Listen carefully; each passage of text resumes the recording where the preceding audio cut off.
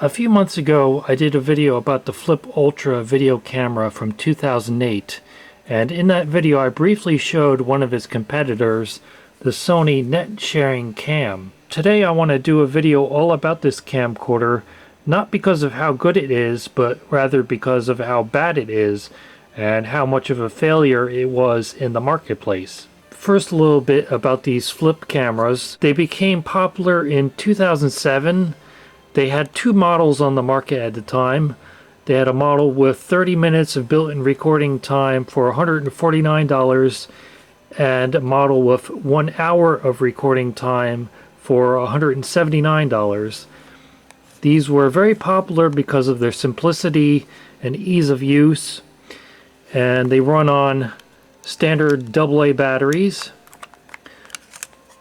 It records onto built-in flash memory that is non-upgradable, but you can flip out this USB arm and plug it straight into your computer. It has built-in editing software that's very simple and easy to use, and these were a big success. And Sony wanted to get a piece of the market, so in September 2007 they released this, the NSC GC1 Net Sharing Cam, for a price of $200. And you can see some similarities with the flip camera. For example, its overall size. And it was also specifically marketed towards making YouTube videos back when that was a hot new platform that everybody was uploading short, low quality videos onto. But right away you can see some major differences between the flip camera and this one. For example, all these complicated controls. Has a flash on the front for taking photos and a flip out LCD. So they're clearly going for a more professional quality appearance and functionality with this device compared to this simple point and shoot flip camera. I mean, you can see right away the difference in size of the screens between the two. So you would think this would take a lot higher quality video than a flip camera. In addition to the higher price of this model, another factor is that the built-in memory is basically worthless. It's only good for recording about 30 seconds of video or for taking one photo at the fine quality.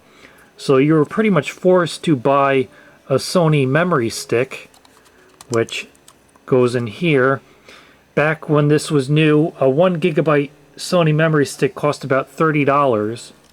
So you're already spending about $20 extra for the camcorder compared to a flip camera, but in addition to that you had to spend another $30 for the memory stick. So overall it cost about $50 more than a comparable flip camera. And this actually does take very good quality photos. It has a 5 megapixel image sensor and a flash on the front, and the quality of the photos you can get out of this are actually still really pretty good. I'll show some examples of that on the screen right now. But in terms of taking video of this, that's a different story.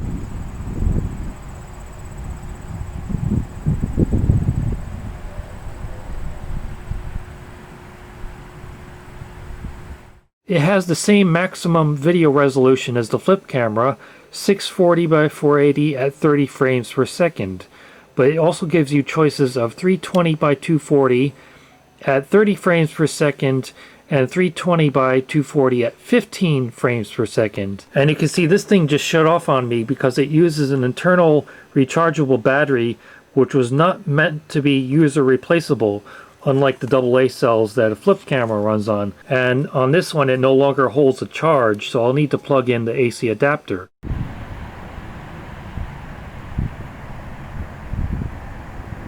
Some beautiful clouds out today, though I can't really see it in this LCD screen because it's kind of washing out in the sunlight. So unlike the flip camera, where when you bought it you basically just got the camera itself and it included everything you needed built into it, with the Sony you got a whole bag full of accessories to go along with it. So if we open this up, we can see the first thing is the power cord and the included AC adapter. Although this is not the original one. This one originally came with a PSP, but it happens to be compatible, so it's what I use.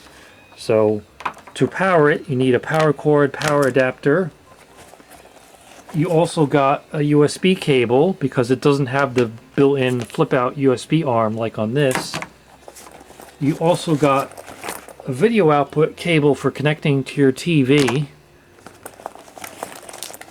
Here's the built-in rechargeable battery, which is not meant to be user replaceable, but actually I already replaced it on this one, and now the replacement is going bad because I just recharged this thing last night, and today already it only lasted for a couple minutes, so I guess I'll need to replace it again. And finally, we have this little thing that broke off the back of the camcorder. It was originally attached by a little rubber extension that just snapped off, so that is no longer holding on like it originally did. So now that we're plugged in and powered up, I can show you more about this camcorder. First of all, this is not the original hand strap. I took this off of a broken flip camera because I did not originally get this with a hand strap. But if I open up the screen to turn it on, it has a rather nice looking LCD screen, and the video quality as viewed from this little screen is actually pretty good, but that's not representative of how this thing actually records. Because even when it was new and people didn't exactly have high expectations about the video quality of video cameras meant for recording YouTube videos. Remember, in late 2007, the standard resolution of YouTube videos was 320 by 240, and you were limited to a maximum of 10 minutes. So people didn't exactly expect high quality, but even back then they were disappointed about the quality of this camcorder because it did not match up well, believe it or not, to the flip camera. This thing actually records much better quality video than this, despite its more professional appearance with a lot more controls. So the initial expectations of having all these controls was that it would be a higher quality camcorder than one of these, but in reality it was the exact opposite. Here's a quick video quality comparison between the flip camera and the Sony NSC GC1 net sharing cam. And when this was new, it was also criticized for the confusing layout of these controls because as you naturally hold this in your hand, your thumb falls up here, so you would think this would be the recording button, but no, that's just for going through the menus. The actual recording buttons are down here, and there's two separate recording buttons, one for taking photos, another for taking movies. So you have to hold your thumb lower down and remember which of the two buttons you want to press when you start recording. You also get buttons for the digital zoom, which is very low quality because it's just digital zoom. So the quality definitely gets worse the more you zoom in, as if it wasn't bad enough all zoomed out. Here's a test of the digital zoom. Has 2 times zoom. Has 4 times zoom. So we can go briefly through the menus here, which is one thing the flip camera did not have. This had no manual controls whatsoever. You just start recording, take your video, and stop recording, and that's it. This, you get all these different scenes. You have auto, program, twilight, twilight portrait, soft snapshot, landscape, high speed shutter, beach, snow, fireworks, candle. So you would think with all these settings this would be very high quality video, but that is definitely not the case with this camcorder. And in the setup menu, hello?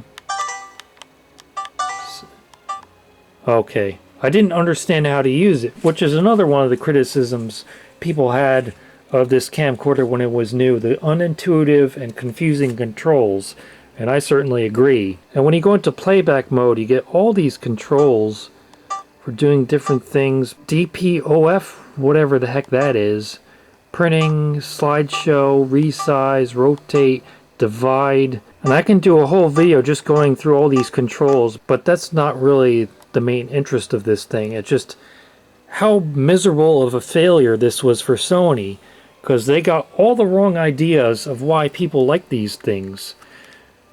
People like these flip cameras because they were cheap, simple to use, and had relatively good quality for uploading to YouTube. So what they came out with as their competitor was more expensive, lower quality, more complex and confusing to use. So it's no wonder it was a failure. And you may be thinking, oh, how bad could it really be in terms of video quality? Especially since it looks okay through the LCD here. Well, I'll show you some videos I recorded with this back in the summer of nice bright outdoor scenes, ideal conditions for recording video on a camcorder. And you can see for yourself what the quality is like. And this is at its maximum quality of 640 by 480 at 30 frames per second. Here's just a quick test of using the Sony Net Sharing Cam in bright indoor lighting, just to get a quick look at the Digital 8 Handycam I was recording the first part of this video on. That's a Suzuki Kizashi in front of me. A really nice car, but they didn't sell a lot of them. I actually test drove one of them back when they were new. With a 6-speed manual transmission. It's actually the first 6-speed I ever drove. Nice car, just pretty rare. And just a shot of my 2018 Volkswagen Jetta. It's a little bit breezy today, so we'll see if it's picking up any wind noise on the microphone.